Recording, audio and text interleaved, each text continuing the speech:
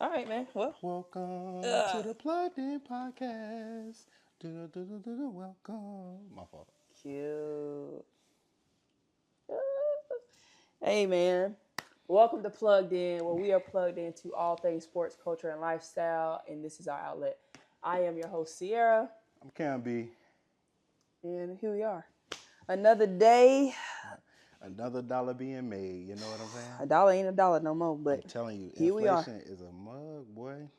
I did It's go to high as this. hell out here. I did go to this spot, Compare Foods. You know, you just had some of my chicken. I be cooking up. You know, I got a little thing called Cooking Hey, with make Cam. sure y'all I check really, out Cooking with Cam on bro, TikTok and Instagram I really think I need to make like a separate page page. on Instagram. I do.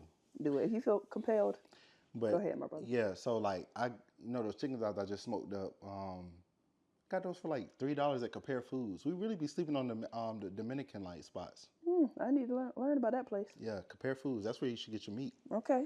Put me on. I'm telling you. Plug me in. Compare Foods in Charlotte, baby. There you go. That's the plug right there. Mm-hmm. All right, well, let's go ahead and dive into the plug. You know, welcome to the plug. This is where we dive into the latest and greatest going on within the Queen City and in the neck of your woods, as Al Roker would say back in the day at NBC. You ever watch? Did you watch NBC? And here's what's happening in your neck of the woods. But anywho, talk about all things like events, different resources to charge you up during the week, man. Let's go ahead and start off with my good sis over here puts out a Queen City like current every week, just stuff, different things going on within the city. You want to go ahead and talk about some of the things you put out there? Yeah, so ACC tournament is going on. That is so a killer. People have been really enjoying that. The games have been, in my opinion, just so-so. Yeah. You know, there has been a couple close ones.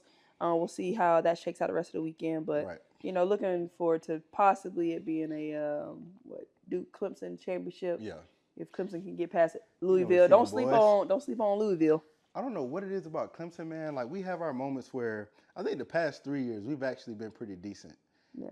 I thought you were going to say y'all had your moments where y'all fumble because We do fumble. y'all do the shit show. But for some reason, like, I don't know, I'm not a big fan of like, I'm not racist, but white athletes, like white, and, I like.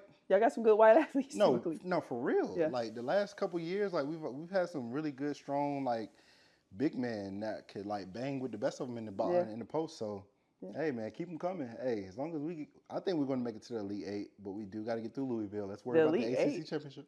Yeah. In March Madness. Yeah.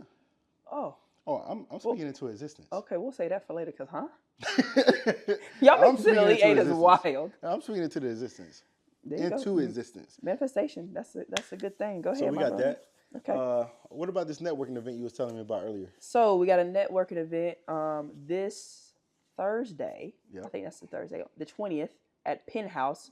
Shout out to Jamari. So as I like to call her, my big back sister. You know what I'm saying? We be chowing down. Okay, I was about to say. So my girlfriend, and she's putting on a great event of networking for young professionals to link up and just connect about, I guess, from all different backgrounds of professions. Right. And, because we can all help each other. I think we've talked about a lot on this pod where we got to come together more and create a safe space to connect and create.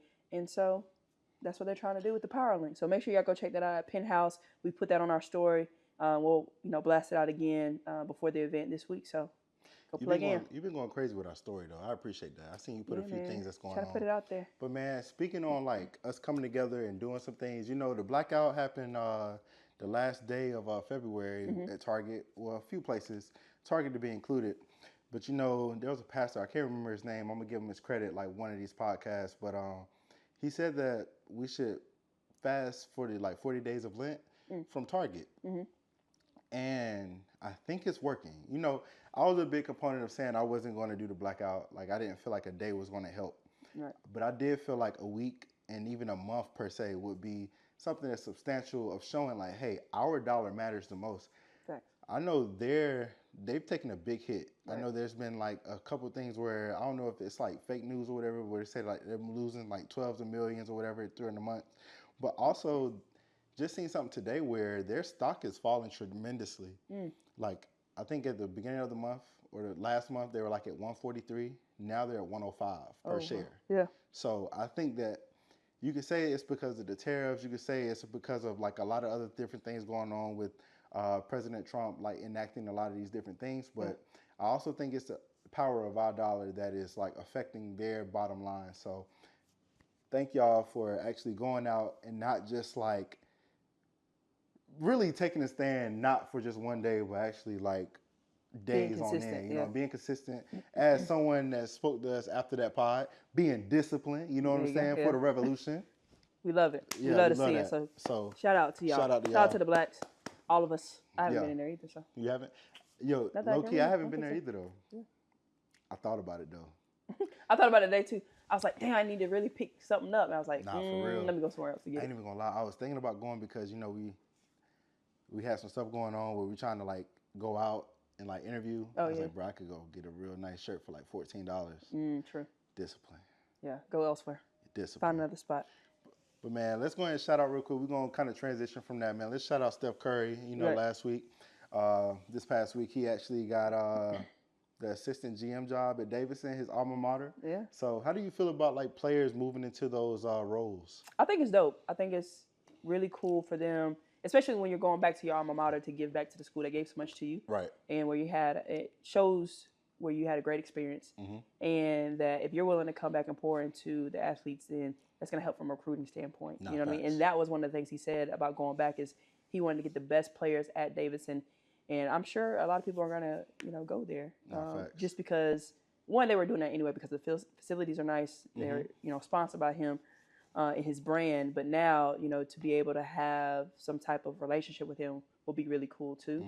And I guess it's kind of him also preparing to phase out of the NBA. Yeah. So people need to get ready for that because I think the retirement may be coming. It's coming soon. You know. And he just had another kid, right? Yeah. I know it's kind of like. Yeah, but that part too, his kids are young, but they're, you know, growing at a fast rate, right? I feel like celebrity kids just grow fast as hell. Like how they, you know. I feel like time goes by. I don't know what it is. I think it's the food they eat. They eat something completely different. You gotta be. We eating like compared foods. They like. I think they go to like Erewhon. You ever heard of Erewhon or whatever it's called? Nah, but something ain't peanut right. butter costs like $50 there. Yeah, it's crazy. Right. But anyway, so you know, I just think that it's gonna be cool. But I did see something funny the other day. It was like, the world's so expensive. Even Steph Curry had to get a second job. Like, damn, I feel it. Nah, oh God. So, but it's dope though. I'm excited, and obviously it's in our neck of the woods. So look forward to seeing his impact. Yeah. I haven't ever been to a men's Davidson game. I've been to the women's because I had a kid that I coached in high school for our high school team that went and played at Davidson. So she's had a great career there. I thought Davidson was a basketball school strictly. They have a football team. They're D1. Yeah. Man, if I would have known that in high school, I would have been sending them tape trying to go to Davidson. Yeah. Didn't know they were like outside of Charlotte. Yeah, great school, high academic. Yeah. Small campus, very intimate school. They don't take too many kids. I can see. I can't remember what their exact enrollment is now, but you know, they play in a great league too, very competitive. So, yeah, looking forward to that and just seeing, you know, what they do. Their team has been good and continue to sustain some success. Not as high as when he was there, but hopefully they get back to that point and bringing him in. So, facts. It'll be dope. And then, as always, we got to talk about music. As music heads we are, we decided to make a new playlist this week because the weather's nice, you know, the skin feeling good, the sun is shining. Getting a little lit, you know. You know what I mean? So we said it's time to pop outside. Step outside with the gang. So we got, you know, plugged in outside playlist where it's a little bit more we jigging with Let it. me see you do a dance. Let me see you twirl. All right, you know what I mean? Not now. Anytime I can plug that in, I'm just gonna put that in there. Nah, you know what was crazy? I was like cleaning up, listening downstairs. I hear like the whole SSX songs for you. Yeah, sexy songs. Some sexy songs for you. Playing the whole time. I was like, oh, so you just want to play the whole album, huh? Love that. Play the That's whole how album. It should be. That's how it should be. Nah, I can't even lie. It's a lot of catchy songs on there. Even like the more you listen to it, it ages like fine wine. Now it does. The replay value is insane. It's definitely lituation music. So I think we're gonna actually hear a lot of that. Speaking of, do you know they're opening up a whole Alabama? Outside. They're opening up a new day club up the street called Alibi. Okay, I'm with it. Yeah. What they gonna be? Is it like, looking black? Or is it looking a little? It was. I think it's gonna be us. Oh. No, it's off Wilkerson. It's off Wilkerson. No, Yeah, it's off Wilkinson Boulevard. I don't know road names, but I'll be there. Yeah. Yeah, it's the hood.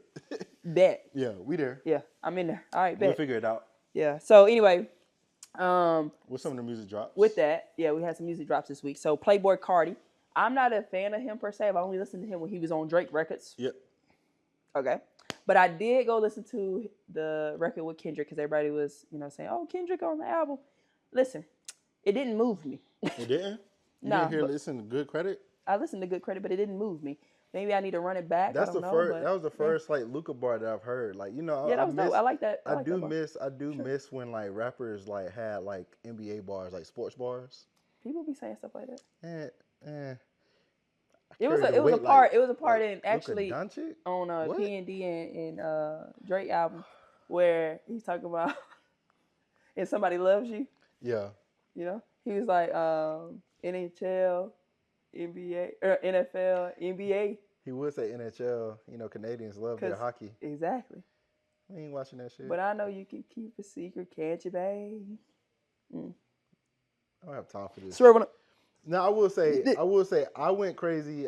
He had a lot of features. I listened to it a little bit. who else was featured on there? Man, he had Future, he had Weeknd, he had okay. Travis Scott.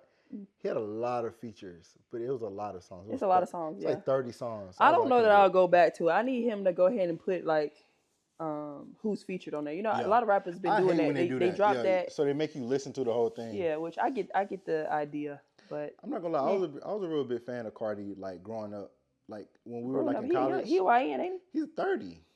Oh, He's for real? like our age. Oh, he sound young Yeah, though. I don't like it. He's When like he was a doing rock all that star. yelling and all that, I couldn't tell you. I felt real. Oh, turn that off. He made real good rage music. Now I can't even lie. Like when I listen to it, What 30-year-old raging? 30 and plus, is y'all raging? I will listen to that shit in the gym. Like me, me being around like when I went to the Navy, like I was around a diverse like group of people. You know what I mean? So like so it helped widen your ears. yeah, why am I like horizon is music? I feel like mine is too, but when I'm in the gym though, I actually listen to R&B. Really? Yeah. I can't do it. No, I lie. There was one time I was listening to Summer Walker. Yeah. That first album was crazy. Yeah. More times than I'm listening to R&B. Every now and then I throw in something else depending on, if it's a day where I'm doing some explosive lifts, like I'm hang cleaning and I'm, about to go heavy with some trap bar. I'm doing trap bar explosive deadlift and stuff like that. Then I'm throwing on some shit. I got you. Otherwise, nah. R&B, He had this song I used to listen to back when I was in the Navy. Woke up to niggas sounding like me. Like, yeah, I need that. I need that when I'm in the gym. But Playboy Cardi, I listened to it mainly because I heard I was scrolling through TikTok. They was talking about, Kendrick's on there. Gotta listen at this point. Now, Good Credit, I do think that he went off on that. I think who went off?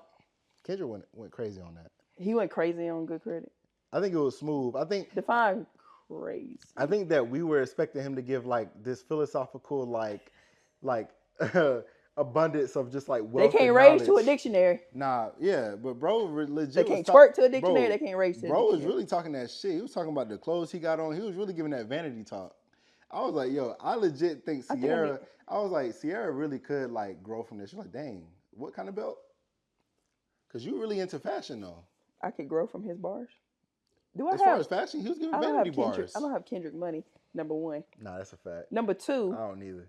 I guess I need to run it back. That's my number two. I need to run it back. I do think you need to run it back. Because I like the Luca line. I hear him talking a little bit, but that wasn't ooh. My favorite song. I actually have a couple of songs I like on there. It's one song called Philly. He has with Travis Scott. There's another song he has with Weeknd. I got to figure out the name of it. I can't remember it off the top of my head. Mm-hmm. Good Credit is good. Back Door was pretty decent. Those are my 3 or 4, whichever one. That album had 30 songs on it though, didn't it? I'm not listening.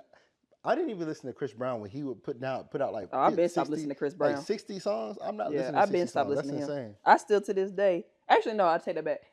A couple weeks ago, I finally listened to the whole record of Residuals. And that's only because everybody kept putting out covers. I'm like, let me hit original. I can't even lie. Speaking of did you see the R. Kelly Residuals? Man, yeah. He said, tell me who's getting all my checks. Who's getting all my checks? Bro, somebody's stealing his money. Hey, I don't care what he did. He don't deserve that what money. he did. But look, that's his money. He still made that music. Man, forget that. Give him his money. He still got family to take care of. Nah. He should have thought about that before he peeing on little girls and taking advantage of them. Yeah, Okay, the exactly. videos are there. Hey, Benny the Butcher. Yeah, moving on. Benny the Butcher drop. Now, I like listening to Benny the Butcher because it make me feel like I'm in the trenches with him. Okay. You know, he take me somewhere. Do you think he's the best out of that group, out of Griselda? He's my favorite out of Griselda, but I think the masses doesn't think he's the best. I think the masses think Westside Gun. He's taking it over, I think. I'm gonna tell you what it is. Benny is Offset, right? Mm-hmm. I'm gonna compare them to Migos right now. I see that. Benny is Offset. Yeah, I had to make sure because it was like, what the fuck you going? Benny is Offset. Yeah. Westside Gun is Quavo because they're both flashy, like it's presentable. But Westside Gun be spitting. He do. The best out of them all, who's the takeoff, is Conway the Machine. Yeah. Conway has bars. The way he just his presentation. Yeah. Yeah. He got shot in the face. Like I've heard that though. Yeah. I've heard that though. He has bars. I've heard that. And you know what's funny you say that? Is Ty would always tell me that he thought Takeoff was the best in that. Takeoff was definitely had the best bars in that whole group. All the time. He would always be like, Takeoff the best, Takeoff the best. Like, when they all made like separate albums, his album was the best. Yeah. Yeah, I do remember that. Yeah. I remember that. Man, rest in peace to Takeoff, bro. He was a real one. For sure. Yo, you know, like, people don't really think about it. You know, they were going through like a back and forth, you know. Usually when like groups go through it, like it takes about 3-4 years and they come back and make an album. Yeah. They would never fully be able to reconcile. Yeah, that's the tough part about it. That's the sad part. All that, you know, riff-raff and, you know, getting upset with people or whatever, like, life is too short. Make it right. Yeah, life too short. Make it right. But yeah, go see Benny the Butcher, man. Go listen to Benny the Butcher. Yeah, I love when he dropped. Like I say, it takes me somewhere. It's like he's telling a story. You there, you feel it. You know, you feel his pain, his intensity in the records, and I like it. Now him, I work out too. Who, Benny? Yeah, for sure. Benny got bars. He gonna really hit you. He gonna hit you across the head with some bars. Yeah, I fuck with no Benny. doubt. So that was good. Doechii dropped a deluxe for Alligator Tears. I didn't listen to it. I still haven't even listened to the original album, so whatever. I didn't either. And then K Camp dropped for the young. No, young let's not skim through Doechii. Okay. I'm gonna ask you a question because we did say we were gonna rehash it after we watched the video. Okay. I sent you the clip because I wasn't watching that whole Hot Ones video. Right. I sent you the video of her saying that her red flag is straight men. She laughed at the video. So let's talk about it. Why did you think it was just hysterical? Because it was. It's funny.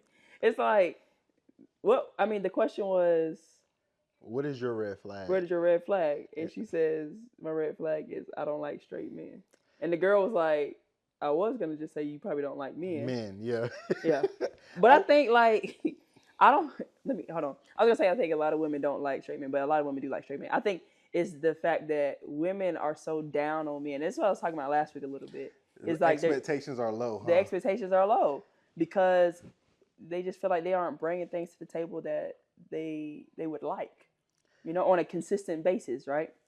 And I think it's interesting that she said that because it's like, okay, my mind automatically goes to, okay, so you like bi men, and what about them is so much like what is about them is better than you dating a straight man? Because to me, now they like both sides. They're not really sure about you or the other one. Yeah.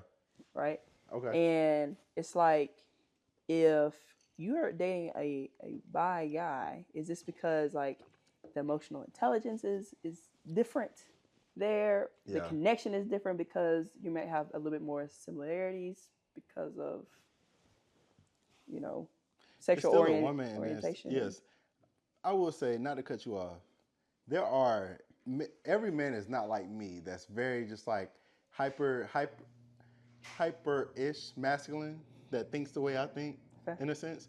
I think there are men that are straight men that are in tune with, aware of like their feminine side. You know what I mean? I think I am aware of my feminine side. That's what I say. You said the other day. Yeah. But like, I think some of my views are kind of like insane sometimes. I admit that. It's very, well, some might say misogynist. Misogynist. So we're not going into that. We're not doing that today. I thought about that all week. You did. Not thinking about. You text me that. Do you think people think? Yeah, not doing that today. But like honestly, I think there are straight men that are in tune with their feminine side that understand the like maybe not fully understand, but they are able to listen better than most men and are able to kind of, what's the word I'm looking for? Are more in tune exactly with like what women need, you know? So So that's do you think bi men are probably better at that? no, I honestly think bi men I think men are men regardless of I think men are going to be men regardless. I think just because I don't think that there's like one type of bi man. I think there's a super duper there could be a super duper masculine man that's bi that's still misogynistic in a sense. Could be. I don't think that Not every because person he's is the bi he same. thinks his way. Yeah. Sure, sure. But I think for her to say that is because there has to be something there where it's different I that think she it's the type feels. of men that she likes that are bi. I don't Like the think that type of bi men. yeah. Okay. I don't think that all bi men thinks that way. Thanks what way? The way whatever she likes, I don't think that they all are that type of man. Mm. Okay. I think that everyone's different. Do you think that with a okay, because you also mentioned too that she was dating a bi man who then She was dating a man that she thought was straight. she thought he was straight. She was dating a man that she did not know was a bi man until she found out that he was texting and dealing with another man. Wow. So she didn't know that he was a bi man. So it's very interesting that she says her So she red said, flag is "Is a a straight straight man, man." when she thought she was dating a straight man and he actually was a bi man. But maybe you could kind of flip it into thinking of like maybe the perception of a man that is straight that is low key down low because a lot of our perception is based off of our reality. Right. So if we dealt with something that was like traumatic, then it would say the same thing. Hey, But you might as well say hey. I just wanted to be. I ain't want to be rude. but I think with that though, like You might as well go ahead with it now. yeah. We got guests. But I just think I don't know. I don't know that I can really see that though. Like if Oh shit! Oh cut! Cut! oh shit, you good? Cut! Swallow that shit too fast. About like me last week. Yeah, cut! I was sick though. I almost died. That water killed me. Oh, It ain't shit. water. All right, keep going. I forgot where I was going with that. Now we was talking about because I said that maybe it's the perception of like a straight man that like you think is straight, but is actually on the down low. Because that's Well, a whole I nother think a lot of conversation. dudes and a lot of women are low key. Got a little gay in them. We talked about this. They got a little gay in I them. think everybody got a little gay. Everybody got a little gay in Man, them. I was at So this. Let me tell you this okay, story. I okay. was at the store one day, and I told my girl about it too. She laughed at it. She thought it was the funniest thing. I did too, low key. Walking into Harris Teeter, Okay. I'm like, Some bougie grocery store. You know you got money, you going to Harris Teeter. nah. Walking into Harris Teeter, I see like I thought it was a woman that legit like had on like it was all like baby fat like like back in the early 2000s. They was wearing baby fat jeans? It was not baby fat. It was like a sweatsuit. Oh. But it was a baby fat sweatsuit. But it was thick. Oh. Ass on kaplow. Okay. I walk in. He I can already see where this is going. He turns around, beard like mine, mustache, got the saucy Santana going on. I was like, God damn it, got. Oh, And it was crazy because I was like, dang, that was a fat ass before I knew what was going on. Yeah, so. That's crazy. That's hilarious. But you know what though? Didn't that happen to like Gilbert Arenas? It's Like happened with the to a lot of people, with yeah. the saucy Santana? He was like, I oh think it shit, did. like, what's Yeah. this? And he was like, wait a minute now, if I don't know, the way Gil was talking about it made it seem like he was a little gay. Like he be down with it a little bit. I do think that like you have to, like a lot of guys now have this thing called pause. I think you say it too, which is kind of interesting. What, pause? Like when you say something gay, supposedly gay, you be like pause. Yeah. I seen this thing where Kevin Gates was actually he was like on a stream, one of the streamers, what's going on. Yeah. And like he said something like Kevin Gates said, like he speaks with conviction, very much so. He said something like the streamer said pause. And like Kevin Gates was like, I don't acknowledge that. I know the intentions behind my words. He said, so I don't even worry about saying pause. He's like, now if I was saying something along that lines, then I mean it. Yeah. He's like, but because I didn't have intentions of it going that way, ain't no need for me to say pause. I've been trying that all week. Has it worked? No. No. But I've been We're trying. trying it. Work in progress. That's funny. But all right, well, that's that then. I don't know where we leave it, but I think that's. Dochi. I just think that's interesting when it comes to fluidity, and I'm still grasping my head around that myself. So for y'all to know, I'm the A in LGBTQ plus ally, baby. I'm the worst gay. So moving on. Oh, thank you. Thank you for being an ally. I stand with her. All right, I'm definitely moving on now. No. So I will say real quick, because I'm a real big. I like K Camp. He came out with a. Oh yeah. Yeah. So if y'all ain't heard that, go listen to that. Is it good? It's for K Camp always hits for me. All right, I'll put it on. Did you know K Camp is like crazy in crypto right now? Okay. We won't stay too. We'll talk about that later. Crypto could be another conversation. Okay. Go listen to that K Camp. K Camp fire. All right. So we're gonna go ahead and flow right into the outlet. This is where we get into our nitty and gritty, like the conversations that I think y'all like to have. Y'all been really hitting our comments a bit more. Yeah, DMs recently. Too, and comments, all that. We appreciate that. Nah, for sure. Shout out to Gerald. He's our editor, our producer. He helps us out. I think he played a really big role in some of the engagement that we're getting. No doubt. So shout out to you. Let's talk about it, man. So last week we went really deep into the over masculinization of women, per se. Some people could see that, but also that could lead to the emasculation of men. So I know you had some really strong feelings. I know I had some strong feelings. People had strong feelings about what we said that week. But, you were talking to us this week, and I feel like we could kind of expand more into that.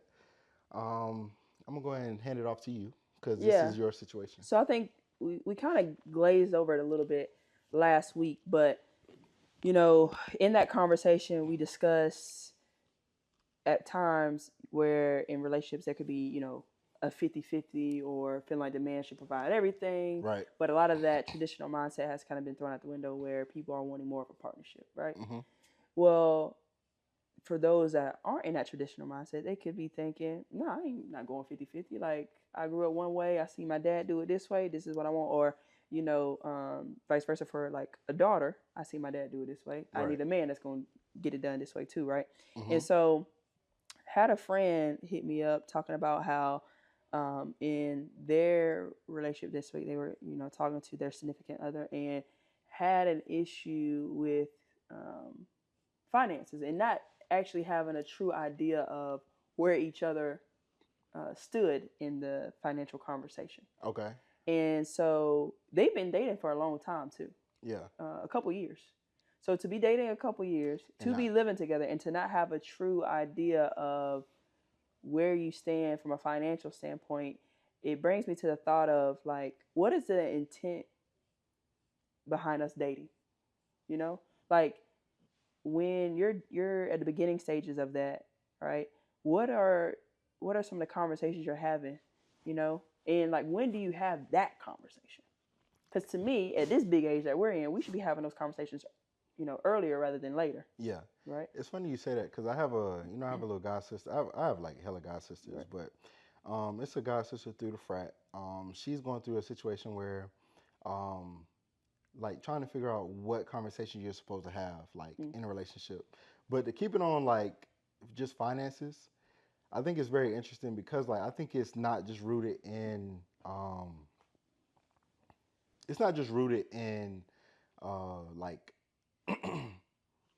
what you want in a partner, but it's kind of how finances were handled within your household. You know what I mean? So you think how they were handled in your household has to be what you do as an adult? I think it influences how you it influences how you handle your finances. Okay. For example, within my household, finances weren't necessarily talked about regularly. It's not until I got to this big age of 32 where I realized that some of our lighter counterparts are having conversations about finances and investing and saving money at the little age of 10. You know what I mean? They're getting my dad he didn't do it with us, but when he learned the information, he did it with my siblings, where he was actually giving them credit cards, but he was having those conversations with them earlier. So when they get into relationships, those are going to be conversations that they have. Right. I think a lot of let me speak for myself. So I know for me, I didn't think to have those conversations because those conversations weren't really had with me. when I was young. So I think like I could kind of like feel for, I can kind of like resonate with like your friends who are in that situation, because like I've been in situations where I've had conversations like down the road as far as finances, but we didn't realize that we were not like financially aligned. So at that point, you've already like developed all these feelings, like the love is there. She's everything else but the financial part. So it's like you kind of at that point try, like I know for me, like it's been points in time like in the past where I've just kind of fought through it and tried to figure it out. Yeah. Which So I don't. What's up? I don't want to use the word stuck, but in a sense, that's kind of what you felt. Yeah.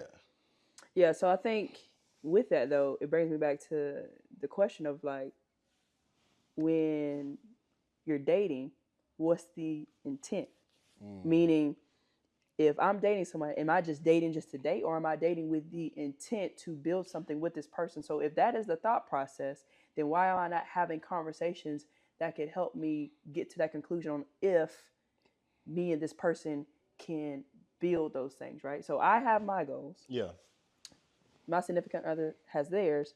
And if we come together and we're trying and we're having these conversations about what a future looks like, if you can see that person in them, then you probably should have those conversations of what our goals could look like together. Can they coexist, right? Yeah. Or because are we on the same page? Like if we're again just going back to the word intent, like what's the intent behind it? So I think that like in a perfect like in an ideal situation, you would think about those things, right? Yeah. I think at 30, like 30 plus, like now we are starting to consider those things. Right. But at 25, like because we weren't like presented those like situations or conversations, we didn't think about that at that time. So I think like when you think about the intent, like for me, I think I date to marry. Right. I don't date just to have fun. I find no like solace in, oh, like I can smash this girl for a year and like we can go on dates and this, that, and the third, and then like at that point we're done. Yeah. You know what I mean? I go to the next person. But I do think that I can speak from my personal experiences. Like I've seen really I've seen really good relationships that have like stood the test of time of like decades, you know? Yeah. But like those personal relationships Still didn't work out. Yeah.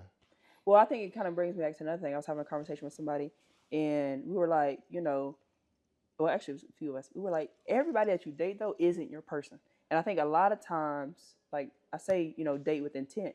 But when you do that, you have to also realize, like, as you start having these conversations, right, and you start seeing how this person moves and how things are going, that they might not be your person. Okay. Even though the initial intent is to build something with somebody else. Like you just said, not dating just a date. Like I want to date to find my person. I want to date to find the person I want to marry. But understanding that sometimes you can't hold on to things too long when you know that's not your person. Yeah.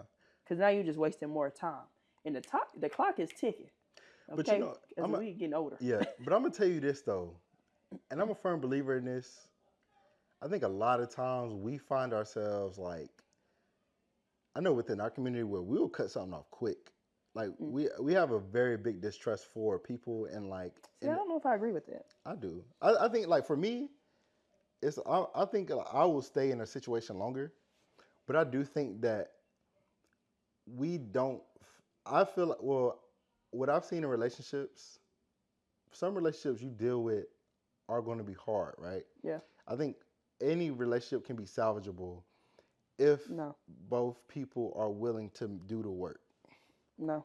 I think if both people are willing to do the work, it could be done. I don't know about that. I think because I think at some instances, yes, people can change, but there's still, I think, aspects of that person that could probably still linger that it's still just not going to work at the end of the day. Like I said, like because again, like everybody's not your person. There's going to be some little things here and there that you just may not be able to deal with. That's one thing, right? Just like everyone is not your person, there's not just one soulmate for a person. I believe there's not just one person out there. I think I could meet a soulmate at 16. It don't work out.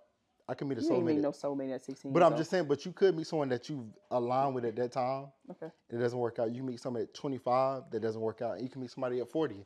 And that could be the person that you've gone through all of the paces to become the person that you are. Mm-hmm. And it works out because you're spiritually, mentally, financially, like mature, as some would say. But because you went through all those experiences, it helped get you to that point. Yeah. But like that doesn't mean that the people that you were with before weren't there. Now, you have some like relationships that teach you those hard lessons, you know? Yeah. And you should get out early. But just because like it didn't work don't mean that they weren't for you. It just means that that wasn't the situation. It means they weren't for you. But it's kind of how am I trying to say it? Let me say it like this. I don't think it's not that they weren't for you. I'm a firm believer that if you put in the work and both parties are willing to sacrifice, and not even sacrifice to the point where you're giving up and denying yourself who you innately are, but if you're willing to sacrifice for the person in a sense of like letting go that like the things that you know are bad within a relationship, I think it could work. I think those type of relationships could work. So with that thought process that you have, that anything could be salvageable. If it's salvageable. Jesus, I be struggling sometimes. You know, over masculinization kills me every time. So with that thinking though, yeah, do you believe that is why you have stayed in situations too long at times? I think I stay in relationships because like I just want to. Yeah, I think so. Yeah, long story, less long. Yeah, but Let me also being a therapist. Huh? Let me being a therapist. No, who you? Yeah. I mean, but that's something that we've talked about before, though. Oh. I think I think it's been a lot of times where I have stayed in relationships that like weren't good. Yeah. But it's not because like I stayed in too long because they weren't good. But it was. I think that like even in my current situation, right? Like we've had issues, but this is the first one where I'm willing to do the work and go through the like nitty gritty. I think that's a very important thing that you just said. What's up? This is a relationship that I'm willing to do. Like to do the work, yeah. When it's somebody that you care about and someone that you feel like, all right, I can figure this out for them. Yeah. It's always about the person. It's about the person. You know, because it could have been the same situation with somebody else. And you're like, I'm not doing that for them. Yeah. You know what I mean? And because like I think of that same thing. Like I've also stayed in situations too long, but one thing that I have done is pray and ask God to remove anything that is not from me. You gotta be careful. But you gotta be really careful what when you ask pray for. That. Mm-hmm. You gotta be really careful when you pray that. And I just saw somebody say that the other day. I'm like, I've been there, because anytime I've done that, God will show me something, and it's like, dang, God, like you don't want to question God, but it's like, dang, bro, we sure about this? Yeah, he'll give you a very obvious. Yeah, he be sure. It was one time I was 100%. like, I was in bed, man. I'm gonna tell this story. I don't care. She listens to it. I probably won't, but I was in bed like sleep, right? Somebody wakes me up and say, "Yo, do you want to be with me?" I just looked. I said, "No." And she was like, "Wait, huh?" To wake you up out of your sleep to do. Like 3 in the Girls morning. gotta start waking niggas out of their sleep, asking them questions, because they gonna get answers they don't really want for real. 3 in the morning, woke me up. Was like, "Yo, do you want to be in this relationship?" I said, "No." No. And I don't know what led me to say no. And like, it broke her down. I just can't do it. I said, like, whatever we're doing, like, this just ain't it. Yeah. I said, I don't see this as a path of my life. So I that's why I resonate with that. But like, to kind of bring it back to, because I know we started this conversation on finances. I think that like with men, we really got off we really went off on that tangent. We be going places. Yeah. Stay with us. Stay plugged in. Stay plugged in. I love the tangent. But like when it comes to finances though, I think a lot of men think in their clock in finances, right? So we have a financial clock where we're thinking more along the lines of how much money I need to buy a house, buy a ring, make sure when we have kids, like they're good, they're set up. So it's like, you know, most women, well, not most women, some women I've heard have like a baby clock of when they can have kids. Yeah. Like, well, you get higher in like health risk. Health risk. Yeah. Like we think about it in the sense of, all right, you're thinking about having a baby. We're thinking about how we can provide for this kid for 18 years plus. And I think that a lot of times that what I've seen in our generation was time out. What's up? Give me a 30 here. Let me. I'm gonna count 30 too. Because what you just said is very important, but you're talking about it as if it's separate. That men are thinking about providing for their family and a baby, and women are only thinking about when they can have a baby. Oh no! I didn't mean it like that. I didn't mean it like that. Okay, because I'm I think that, but no, I do feel like there, in some instances it's like that, where they're thinking separately, because women at times will trap men and not thinking about what can they provide though. Can they even provide for this family that you want to have so bad because But you it's want to keep also, this nigga. but I ain't gonna lie though. Let's keep it honest though. It's some niggas that like, it's some men in general that like, they see something they got to lock down for at least 18 years, they gonna shoot up the club. But again, why are you doing that if you are not gonna be a present father? Like, think about the Anthony Edwards thing. Yeah. Right? He knew he wasn't using a condom. Yeah. So you shooting the club, but you ain't trying to get a plan B and nothing. You make plenty of money. But and you know, then you have the audacity. I ain't even gonna lie to you though. I think his situation, I don't mean to cut you off. I think that there has to be more. All right, he's wrong in what he did, but we also need to hold women accountable. Yeah, so she was trying to trap him. But he should have known that she just saying she was a little baby. But also he's 23. 22, 23. Yeah. At 22, 23, I was literally passed out in Singapore. No, in Dubai, about to get like went all the way up to cap this mask because I was doing things I wasn't supposed to do. Mm-hmm. Like at that point, like there were certain things I didn't think about consequences. Yeah. This woman is like 30 something. You know what I'm saying? She knows exactly what she's doing.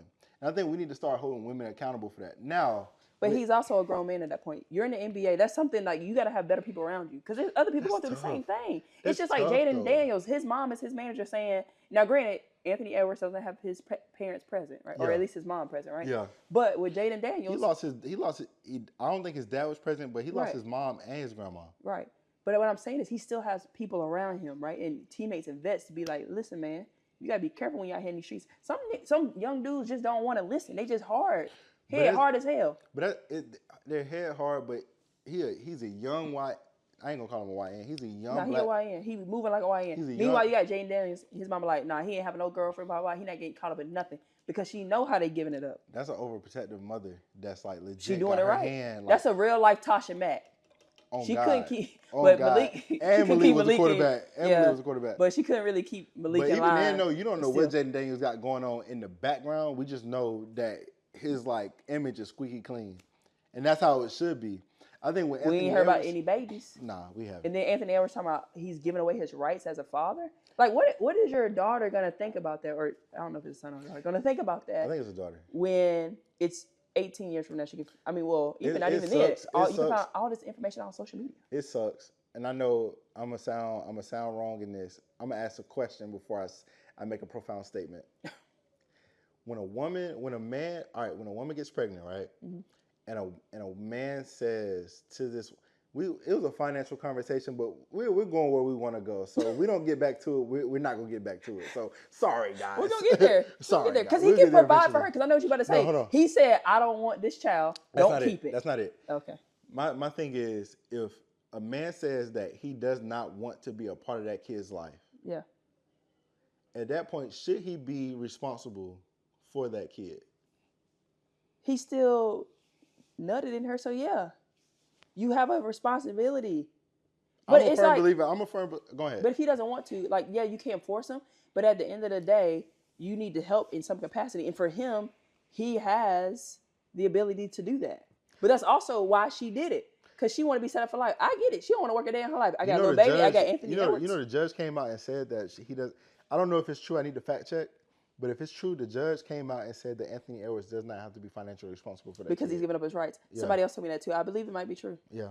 But which is crazy. Which I wonder now, are men going to start doing that more? I'm gonna tell you what it is. Be careful, ladies. I'm a firm believer. I'm a firm believer that, like, look, if the man doesn't want to be involved, he doesn't have to be involved. But it's still that woman's responsibility to take care of their kid. Oh, absolutely. And I think she's going to do that. I think that I do have an issue with when say it.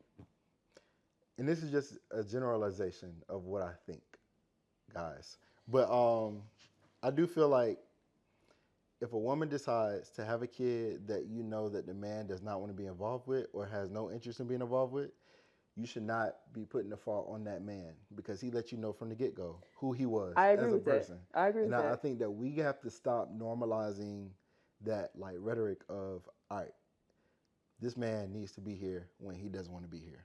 I get that, but it still doesn't negate the fact that it's shit. It's wrong. Yeah, it's wrong. Like, put that nigga on child support. But she can't if he's giving up his rights and he don't have to pay anything. Oof. You know what I mean? Like, Yeah. that's tough. That's what I'm saying. I think more dudes are going to do that now. You think so? Yeah, if they told the girl, hey, you need to get rid of this baby or you need to take this plan B and they don't do it, Then they're like, nah, I didn't want to be a father. Like I told you yeah, that. I'm giving away my rights. It's going to be a new trend. That it sucks because, like, you know, me growing up in a single parent home, I know y'all like, yo, how the fuck he thinks the way he thinks sometimes, say the things he say, and he grew up in a single parent home. But like, that's one thing I will say that like, I value like a strong black woman. Like I said, y'all gonna be like, what the? How does he think the way he thinks? But it's like my mom very much was like, you know what? Like, if you ain't gonna do it, fuck it, I'll do it myself. So like, that's why like, I have like, I don't know, man. It's tough. You just think that women can do it on their own, so they don't need a man. Women have been doing it on their own. Women have been doing it on their own. Right. It's not. I don't think they have been doing it. Yeah. When they've had no choice but to. When you have no choice. The black woman is the strongest woman in the world. The strongest person in the world. That's a fact. Shout out to Women's History Month. Shit, make it Black Women's History Month.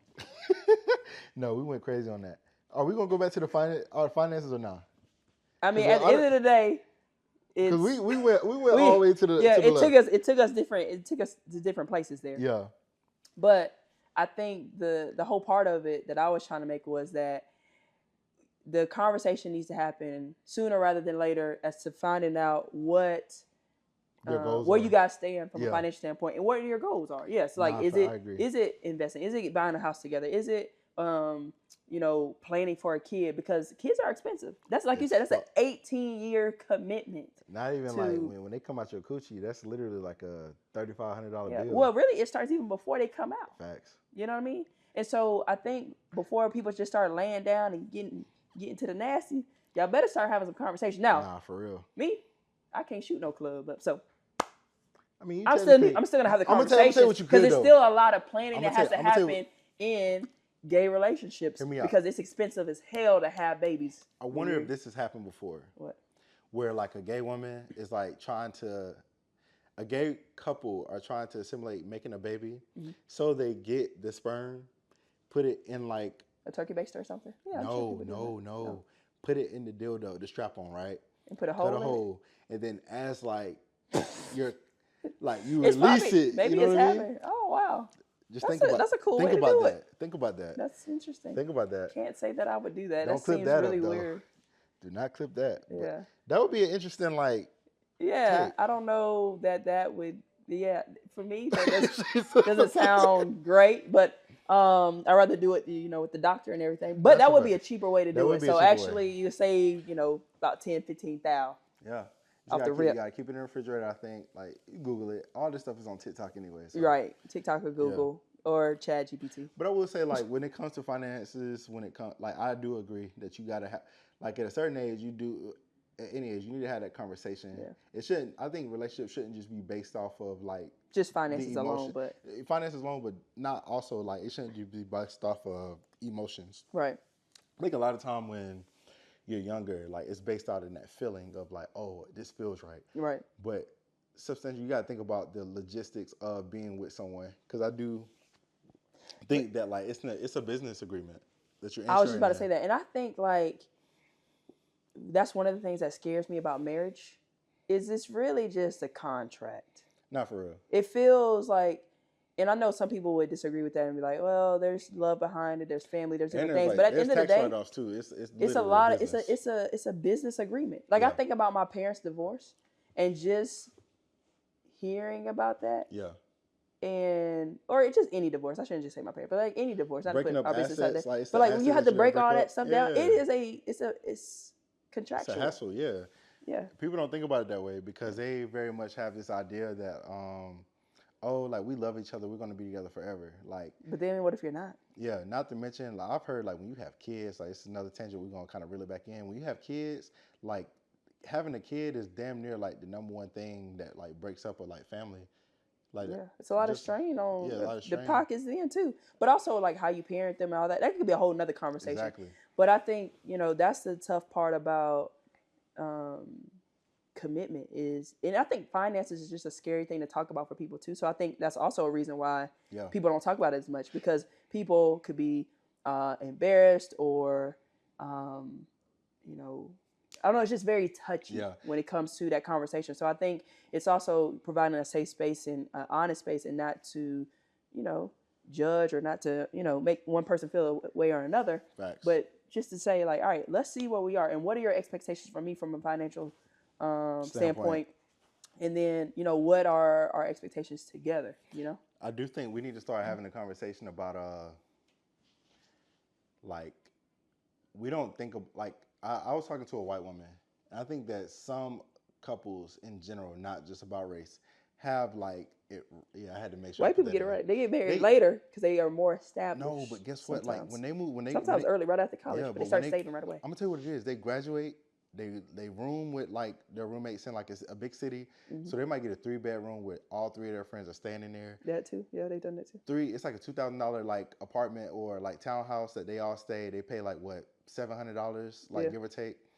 And then like when it's time for them to move out, they'll like go to these cities, meet people in the bars, woo, go away. Then they'll like start doing their own things. But they've saved up so much money, not to mention they have a head start because some of them have parents, trust funds. That's what I was about to say. Like, and I shouldn't say that they get married early. They actually start having kids later. That's what I meant to say. They have kids later, but also we need to start thinking about the simple fact of when they get married, they live off of one income. A lot of times a lot of us look at like our income is like, oh, we have, if I make 60, she makes 60, we got 120.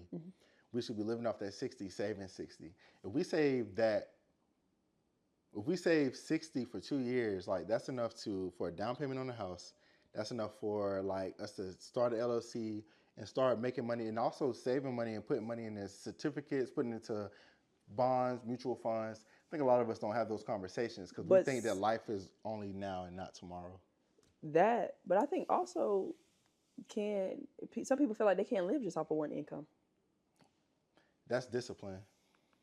But it's also, it could also be where you're living, and a bunch of different circumstances that play a part in that. It could be that, but it also is like, what are you willing to sacrifice in order to get where you want to go? But you just I know that this was like just an example, so you said 60,000, but think about how we were just talking about the other day, where right now to live in Charlotte, you need to be making at least 95. I agree. Individually. Yeah, but also there are areas outside of Charlotte where maybe you have to drive and commute into work, but there are ways of finding like apartments and like deals and stuff like that that's suitable for you. I think a lot of us, we have this idea of the life we want to live because we maybe didn't live that life before, or like we've been in college dorms all our life. We don't want a roommate. Right. We don't want to like have to sacrifice our peace of mind. But I think that like, I wish one thing I would have learned in my 20s is that like your 20s to your 30s is about like sacrifice and suffering. Yeah. I wish I would have did that more too when I was younger, but I was so ready. Like, when I tell young people this all the time, when I first graduated from Anderson, got hired on the coach there, and lived with some roommates while I was there. But then the next year, our staff took the job at Wofford. Yeah. Instead of me living at home saving money, I was like, nah, I've been living on my own. Bro, I can't go back to living at home. God, dog. So I got my own apartment in Duncan. Shit was crazy. Dummy. Now, it wasn't super expensive, but it was the fact of like, I could have been living for free. I just had to drive like 45 minutes. But I was like, I do not want to live at home with them. Because they would, like, I'm grown and we not about to have these conversations. Dog, let me tell you, I got the same. Like, me and my LB have the same, like, story, but different paths. Yeah. So when we both graduated, we both moved home. Yeah. We both live in Greenville. He moved to his crib, his mom's crib. I moved to my mom's crib. So, like, I was just like, but I'm older. You know what I'm saying? I was 30 at the point. I was like, bro, I'm ready to get up out of here. Even though I just graduated school, she's like, you can stay here 2 years, 3 years, stack your bread, do what you got to do. And then once it's time, you could go buy a house, this, that, and third. Woo. Man, I was living there. She was, like, legit making me pay, like, $400. Looking back on it, bro, I was like, bro, that's really not that bad. Right. I'm like, bro, you really. Then when I go out, you texting me like, yo, you need to that girl, like, leave me alone. Right. Like, I am grown. Like, I was in the Navy. Right. I protected you for 5 years. But I was like, nah, I gotta go. So I moved to Charlotte. Got a job in Charlotte. Moved to Charlotte. Kind of got away. Started paying these bills. But then different. Yeah. But on the flip side, my LB took his time. He was like, bro, it's kind of tough, but fuck it. I'm going to stay. Sacrifice. By the time he left and went to Dallas, bro, had saved like 20, 30K. Did it the right way. Yeah. So like a lot of us think we got. I mean, a lot of our parents like think like, yo, you got to get up out of here. But if you got a parent that's legit gonna let you stay Bingo. and gonna let you save money, save that bread, Yeah. for sure do that I'm shit. thankful that my parents are like that because it's like the same thing with Ty. Like Ty he has a great job. He could very well live out on his own, do whatever. That boy is still at the crib because it's like he got his own apartment in the house. Like he got Ty's his own smart. space and he's stacking. Yeah, they still stay in. Still stay in. See, we got the same house, my boy. Same house. Yeah. I used to love that spot. Yeah. Oh my god, I used to love that spot. Yeah. But yeah, Ty is smart. Yeah. So for anybody that's not like, but even then, like, even if you decide to move in with your partner, like, I get it. Like, you want to live that life of life. You want to like do those things. Like, shit, I do that shit now. Like, low key. Like, we trying to take trips right now. Yeah. But I do think there has to be balance. You got to find that balance financially because like you might have a partner that like is super duper like frugal. Mm-hmm. Don't be cheap. Try to be frugal. But I used to be cheap. It's not a good thing. But frugal. But then you might have a partner that's like that wants to like enjoy like life. And I think that in being frugal, like it's cool, but you should still want to enjoy life. And then in like enjoying life, you still want to make sure you have money for tomorrow. So it's also about finding that balance with your like partner as well. Because like you don't like for me to go all the way to one side, it's gonna make me feel uncomfortable. But for her to go all the way to my side, it's gonna make her feel uncomfortable.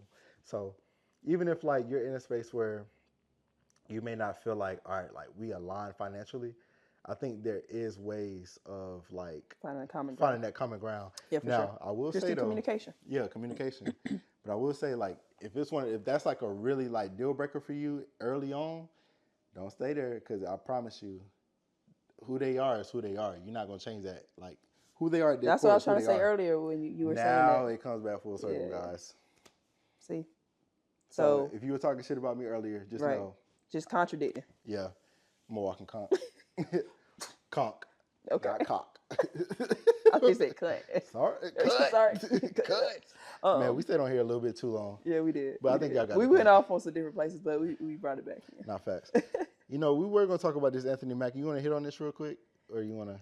I mean, we can hit on it real quick. Just basically, he was saying that success is not earned; it's given. It's given. And all our life, we've heard success is earned. You got to do this, you got to do that, and you're gonna get what you want. But he's like, no, it's given. This is a really good conversation because it could kind of plug into like our off the grid segment with LeBron. Do you feel like Bronny?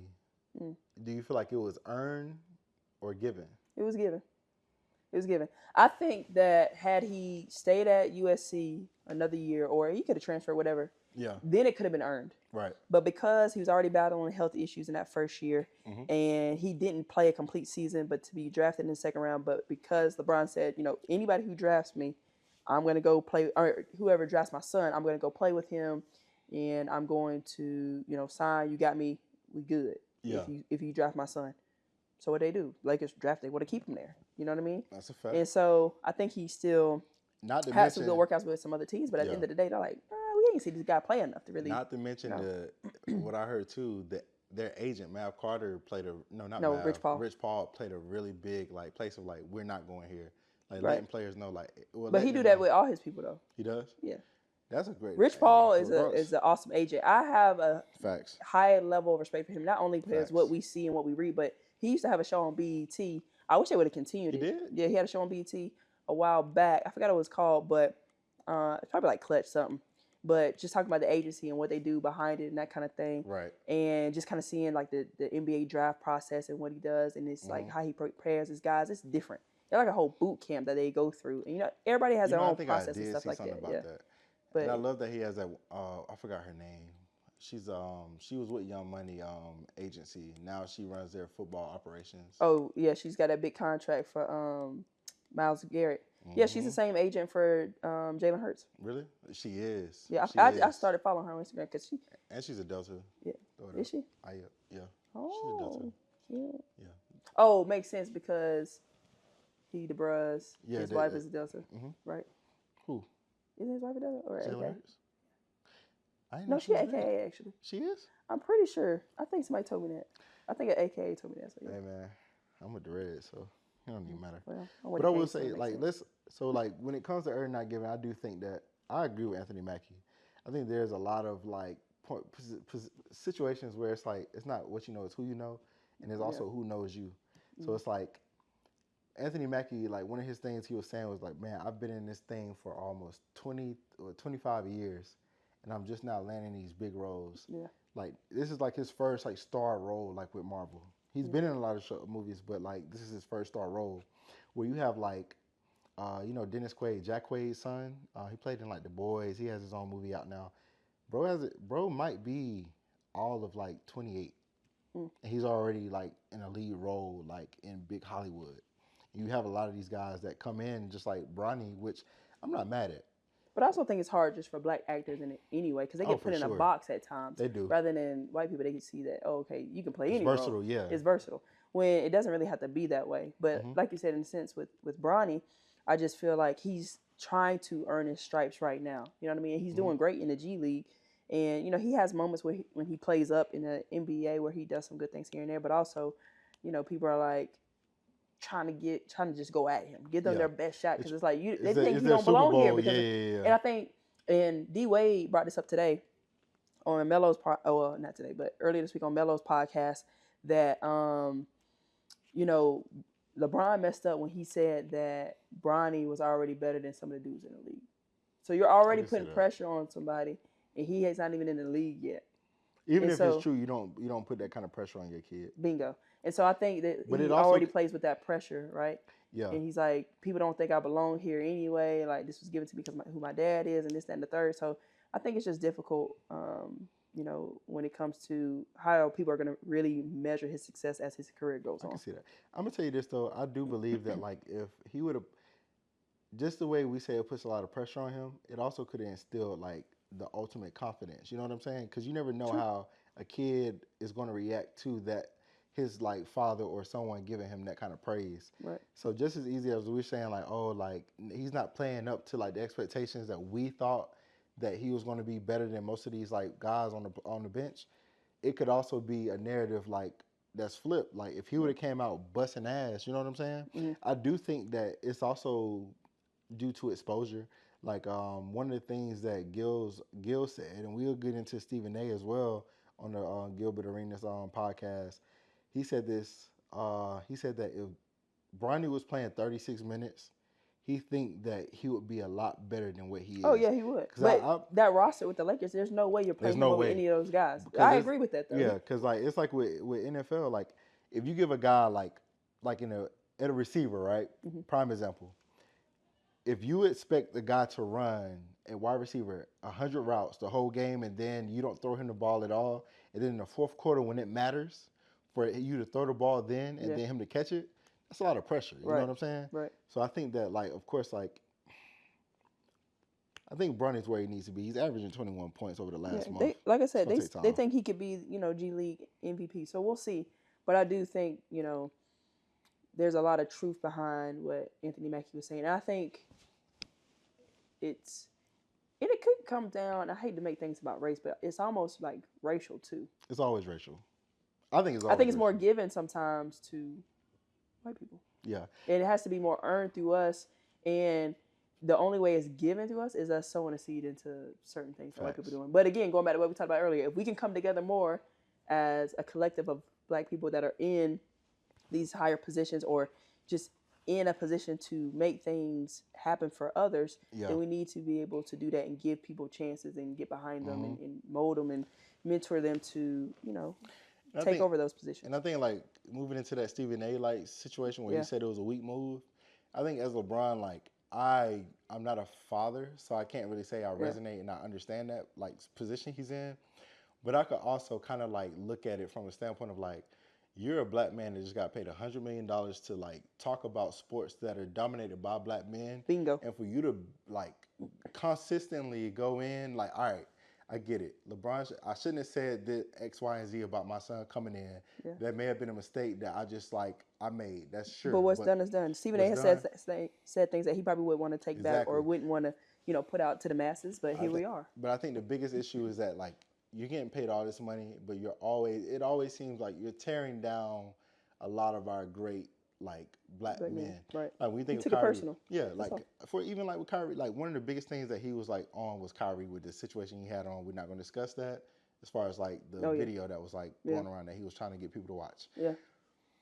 rather than trying to, you could have had, this could have been an opportunity for you to bring him on your pod and to like actually have a conversation with another black man so we could understand where he was coming from, but also you could talk to him face to face.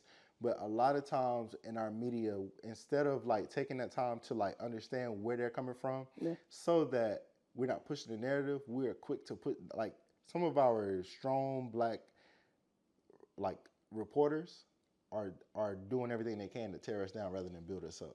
And I think that LeBron like was at that point. I think like when I think about it like internally, I think that he was at a point where it's like, all right, I've seen you do it with me all my career. I've seen you do it with like Kobe in his career. I've seen you do it with Kevin Durant. I've seen you do it with everyone. Yeah. You're not gonna do that to my son. Yeah.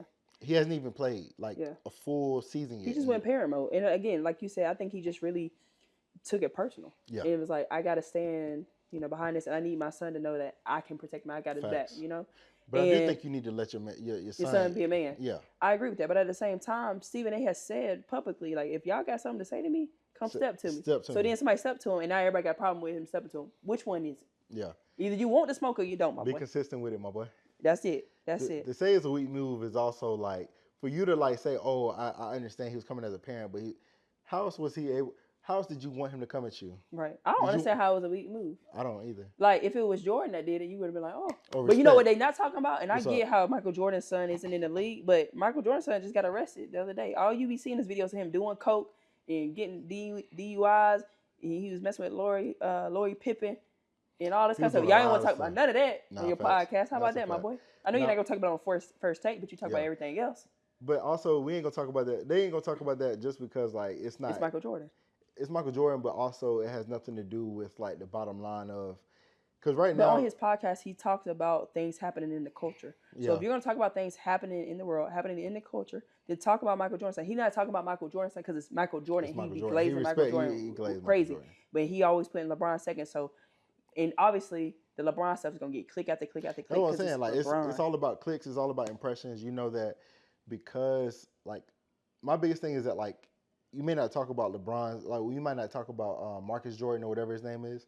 Marcus Jordan, that's his name. Yeah. But like with Bronny, when Bronny's doing well, nobody wants to talk about that. It's only when he's struggling. And I think that's the problem. That's the problem. It's like you don't want to highlight the good in our players, but you want to highlight the bad. Just and the biggest thing too, like with SGA, like even now MVP. Playing lights out. He's going to be the scoring champion and MVP probably. Come on, boy. But number one in the West. Now they're trying to find ways to tear his game down because they're trying to push another agenda. Who's trying to tear his game down? ESPN. Saying that the Joker? Yeah. They want that. They're doing everything they can to try to say, oh, he's just scoring, but this, that, and the third. SGA should have got it last year, too. Bingo. He should have got it last year, too. And they better not give that MVP trophy to the Joker. Like, SGA has consistently played at a high level all year long and last year. Yeah, he has his team number one in the West. Yeah. He has beaten the Celtics. They beat the Cavs. They beat the top teams. You know what I mean? Like, give that man his flowers. He deserves it. That's somebody you can get behind that could be, a face of the league or one of the faces of the league. One of the faces of the league, but they're not going to give it to a non-USA American. They've been giving it to the Joker the past 3 years. Or the face of the league. Joker's not the face of the league. No, they don't have one. It's still LeBron and Steph Curry right now. But this is the thing also that where you said it's a bit racial because there were so many years in our lives where LeBron should have been MVP. Oh, no doubt. But because it was like winner's fatigue, they would give it to everyone else. They would give it to D Rose. Which is stupid. This person, they also didn't want him to tie with Jordan. But for some reason, they keep giving these, like that year with Steve Nash, they gave it to him back to back. They keep giving Jokic these back to back MVPs. It's a narrative that they push is that like it's okay for the white man or the white athlete to be able to come back to back to back, but when it comes to like a LeBron, I think that is the problem I have with it. No doubt. Give it to SGA. Just the way y'all had winner's fatigue when it came to LeBron. We got MVP fatigue with Jokic. Yeah. Literally. Man, they better give it to SGA, man. Don't play with that boy. SGA killing it. And they want their viewership and stuff to go up. Like, push the right things. Push the right thing. That's it. Just do it. Also, revamp that All-Star game, man. Don't nobody be dunking for real no more. But, man, let's go ahead and get on to this women's basketball. Yeah, man. So, conference tournaments are done. Yep. March Madness is approaching. We got Selection Sunday this Sunday. So, I'm looking forward to that and just seeing how the seating works out. How they put the locations and times and all that kind of stuff. So looking forward to that. May try to make my way to Columbia next week or something like that That's and gonna check be it a out. lot. Yeah, I hope so. I definitely We'll think see. we need to like go ahead like on Wednesday, probably like drop our like Our predictions. do our like Little things bracket. and then Yeah, and we can then definitely post that on there. do that because I think this year is going to be super unpredictable when it comes to women's basketball and who's going to be in the Final Four. Facts. Most people would say UConn, South Carolina, Southern Cal, and UCLA. Maybe Texas. Maybe Notre Dame if they figure it out. Yeah, I'm still maybe somebody else we're not even thinking about for real. Yeah, facts. So you never know. Duke is going crazy. Duke is playing really well. To me, a lot of times they don't score the ball that well offensively, but they find ways. They lock down defensively. They're definitely not front runners, but like their second half, they started locking in a little bit. Yeah. So we'll see. Like I said, it has a lot of parity this year, and so looking forward to that. And the viewership from the conference tournaments have been through the roof. They've set records. So over 1 million people watching. It's been really good. Yeah. So for college women's basketball, we like that. March Madness is always my thing. Yeah. And just saying on the topic of women's basketball, there's been a lot of conversation this week around the WNBA because they are going to pick back up here in a month or so, or a month and a half or so. Right. And they're talking about if they are not getting paid what they feel like they should, some of these players are going to sit out. And I'm talking about big name players because they've seen what the backing can look like with Unrivaled. So they've been able to get different investors, and shout out Steph Curry again because he invested in Unrivaled this past week too. But just seeing those different things and understanding that like people do watch women's sports, people do support it and want to invest in it. That the WNBA should be able to do it as it's the highest level of women's basketball. And if we don't have these stars, the viewership is going to go down. I'm gonna tell you this right now, and I know you're not gonna like it. I think that they are ahead of their time as far as getting paid. No, they got to figure it out. The money is there. The Unrivaled has proved that the money is there. Now, should they be making as much as NBA players? No, and that's not even what they're saying. What they're saying is they should be compensated more. You have some women in the WNBA making just $70,000 when they're traveling, they're spending huge chunks of their time putting their bodies on the line. And the woman's body is so different than the men's body, right? Yeah, but they still got to be paid more. I think they deserve to be paid more, but I also think that we got to think about it from a standpoint of the longevity it takes in order to get to that money. There's yet to been a time where they've posted like profit margins within like their league. You know what I mean? Then how are they expanding if the money's not there? I don't know. The league itself. So the money is there. The league itself has not like had a profitable year. How do you know in the that? 40 years? I looked at the financial statements. Not the financial statements, but I looked at like articles. They're like this year they were like in the negative 40 million. I cannot make this up. I looked it up. But also I also seen that a lot of the money is coming from the NBA as well. So it's not even that they're not making as much profit. I think this is it's decreasing as the time go on. I think there has been some superstars that have come into the league that's making it a bit more popular, that's bringing more revenue into the league. Yeah. But I do think that we have to think about like the NBA. The NBA wasn't always making millions of dollars. Right. When you think about the NFL, they weren't always making millions of dollars. Yeah. I think the first time like someone made $1 million was like in the 80s, you know what I mean, for NBA or like NFL. I think that right now that they're starting to get more eyes on the game. It's going to take time. I think the biggest difference with the Unrivaled League is that they have a lot of private investors that have come in that are willing to like make those sacrifices to like. And maybe that's what should happen like by franchises. What you mean? So, like for the Las Vegas Aces, for example, okay, they have investors that each player for sure gets $100,000 extra off rip. Okay. Right. So, if other franchises had, different people willing to do that, then same thing can occur. You know what I mean? So maybe it doesn't have to come from the league itself, but not every organization is going to be able to do that, though. And I think that's going to be the toughest thing because like. The Davis family, like they have like loan money with the Aces. Right. So like a lot of their money comes from. But it wasn't even from them. It was from people within the city of Vegas. Yeah. Like, yes, he owns the team and he's providing stuff for them. Right. But on top of that, this is an outside source that they basically did like a NIL type thing. Okay. For each individual player. Okay. To then tack on that extra money. That's gonna be tough. But like I'm saying, everybody's not able to do that. Because Vegas is a bigger market. Right. Like Indiana Fever, I think they're going to be the next. They're becoming a bigger market. Yeah, they're going to become a bigger market just because of the name that's attached to it. But LA was a bigger market. You would think that, but they don't even have their own locker room. They don't. Or they didn't. I don't know if they do now, but at one point they didn't. That's why Candace Parker left and went to Chicago. They have their own. Really? Well, not the only reason, but part of it. Yeah. I mean, there was other reasons too. I mean, she did go win the championship, yeah. But they had a better team. I think that what they're asking for right now is a bit like premature. Yeah. I do think I don't think it is. I think they deserve the money, but I do think as far as when it comes to the money they're asking for, the support that is coming, they haven't put a number on it. Though. Yeah, I do think that Juju is going to be the first like contract that's like $1 million. Like in the career, I think in the career of like in our time of her career, she's gonna be the first $1 million like woman in the WNBA. I love that for her. Yeah, I think it's gonna take time. We'll see. Yeah, we'll see. To kind of wrap this up, almost. Yeah. A little NFL trade, a little free agency. Today, this weekend was really big for the Seahawks.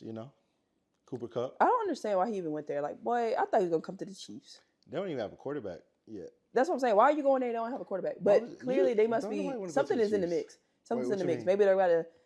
No, they do have a quarterback. They signed Andy Dalton. Remember that? There's no quarterback. Who was overpaid? You know who was also overpaid? Who? Let me go on my tangent. Let's talk about it. Go ahead. Because go ahead, Cook. You like to go on a rant? Go ahead. Quit paying these quarterbacks that haven't proved anything. They haven't won a Super Bowl. They can't even get out of their conference championship. Stop giving them all this money. Josh Allen getting all that money. You don't think he deserves it? He keep losing to us. He still won MVP. I don't care, bro. He got his MVP. Okay, you get busted in seats, but are you winning Super Bowl rings? No. Isn't that the end goal? Is that not the end goal? You want to get behind somebody that's going to bring you a championship. Okay. Like, I'm okay with them giving the bag to Joe Burrow because at least he got there. Yeah. But we're giving the bag to Dak Prescott. Andy Dalton getting overpaid to me. I ain't gonna lie though. And then we giving all that money to, or not we, it's not a we, because I hate the Bills. Then the Bills giving all that money to Josh Allen.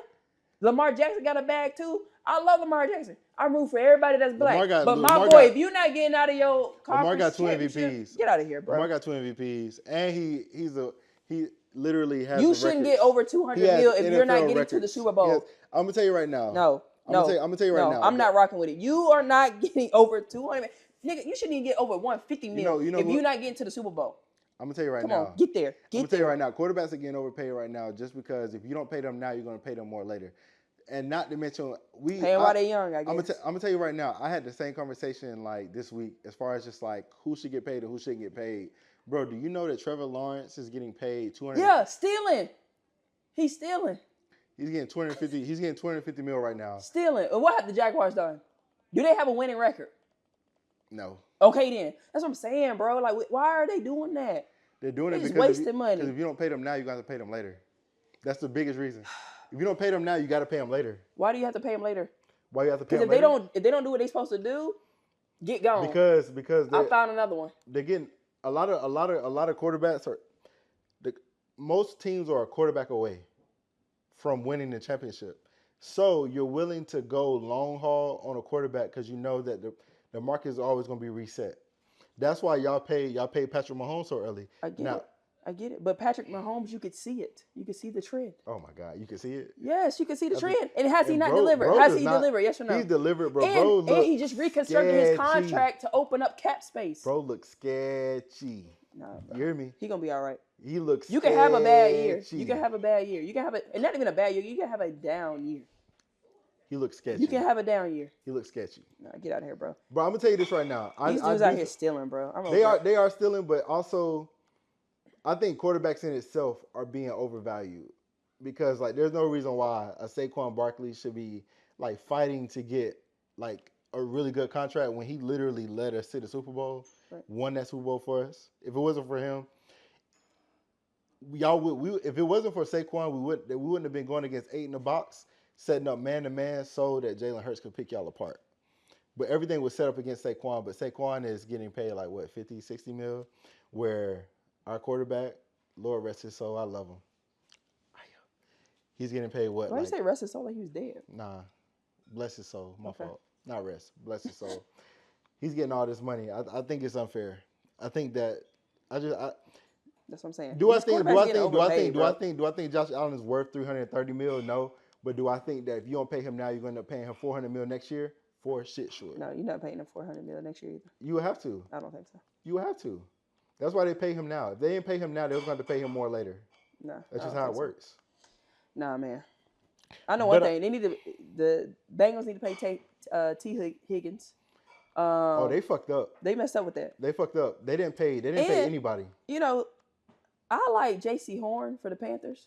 He overpaid too. The dude can't even get through a full season. He can't stay healthy. So stop paying people that don't win. Stop paying people that can't stay healthy. Stop wasting freaking money. He's their best player though. You got to pay him. It's crazy, man. If you don't pay him, then you really gonna struggle. You struggle. They struggling regardless, with or without him. You struggle. You struggle in a lot of other positions though. It's like, let's put all the money behind LaMelo too, when he is the same situation. At least he put butts in seats. I always said they should trade LaMelo. I always said they should trade LaMelo and give him get picks for him, and then rebuild over. They've already done that with a ton of people. They've tried. Yeah. They've tried. I do like Melo though, but I don't think he fits. I think they're too young. They just need better pieces. They need some vets. They need a lot. That's a different conversation. But when I think about, I love what's going on in the NFL right now because everyone's trying to make these big splashes. Right. Oh, shout out to DK going to the Steelers, but also getting engaged to Normani. You know, set up by Sierra and another that's another great couple in the Russell Wilson, black couple in the league. I wonder if Russell Wilson's gonna stay with the Steelers or he gonna go with the Giants or he gonna go with the. I think he stays. We'll see. I don't think those other team, the Browns. Yeah, I think he stays. He's not going to the Browns. No, they're going to have to draft a quarterback. But I think he stays there. He's played with DK before. Right. This will be his second year in that offense. They let go of Justin Fields, right. So they don't have another quarterback that is substantial like Russell Wilson. I think they stick with him for another year. He has a big contract. Nobody's going to take his contract, so I think they'll be fine. They're not. They'll make it. They'll have another winning year. But they're going to struggle because they deal with a lot of injuries. But they're doing. They're trying to make some splashes. They took one of our corners, Darius Slay. That's a good pickup. I like Slay. Really I know people he's old or whatever. He still was hooping last year. So yeah, he was. Let him get off. He said this is going to be his last year. So I think he's going to really. He's trying to do everything he can to preserve himself for this last year. So I'm looking forward to see what he does in there, man. I feel like the fact that he won with us, I feel like he should have had his victory lap with us his last year, but it don't work out. He won the Super Bowl, so yeah. I don't know why he wouldn't just retire after that. I think I would have, but when you know you have more left in the tank, then guess what? Do what you gotta do to show that you have more left in the tank. I guess, man. Well, that's that. I had my rant. I'm done with it. It is what it is. Man, D-Hop, South Carolina represent. He went to the Ravens. Cooper Kupp just went to the Seahawks. We already said that. And then we don't know what Aaron Rodgers is doing. Justin Fields went to the Jets. So that's going to be very interesting. 49ers, let's not even talk about them. So we ain't worried about it. Yeah. So. I will say I do like what the Seahawks are doing. I think they're making some quiet pieces. I love what my Eagles are doing. We're doing a lot of one-year prove-it deals. We're not really big on anybody coming in and trying to pay somebody. Same with the Chiefs. Yeah, and we're not going in trying to I know we had some people leave and people are kind of scared because we lost one of our DNs. He went and signed off with Arizona for $80 million. We lost some guys, but it's man, look, we got so many young demons. Some would say in this young generation that's about to go in and kill. I ain't worried about none of that. We might repeat. Y'all ain't gonna repeat. We might repeat. We getting it right over there. We open up cap space. We talk about a splash. We about to do something. Y'all talk about Jalen Hurts not being the best, man. He's about to be I'm gonna tell you right now, he's gonna be the best mediocre quarterback that we see in this league for the next 3 or 4 years. Calling him the best mediocre quarterback is wild. Get shit done. Love that for y'all. Hey, we here with it. Y'all do what y'all need to do. We gonna be us. We always in the conversation, so I ain't even got to pop all that off. Starting to think the AFC is weak the way that y'all always go back to the Super Bowl. Nah, winners just know how to win. We can end it here. Yeah, we'll end it there. We'll end it there. Hey, appreciate y'all plugging in with us today. Yes, make sure you plug in with us on Instagram, TikTok, YouTube, all of that. Like, subscribe, share. We appreciate all the support. Keep it rolling. Yes, sir. Again, stay plugged in with us. See you when we see you. We out of here. Sorry, I started playing that game, man. Yeah, bro. You just distracted. Like, what the hell you got going on? Man, they started advancing, man.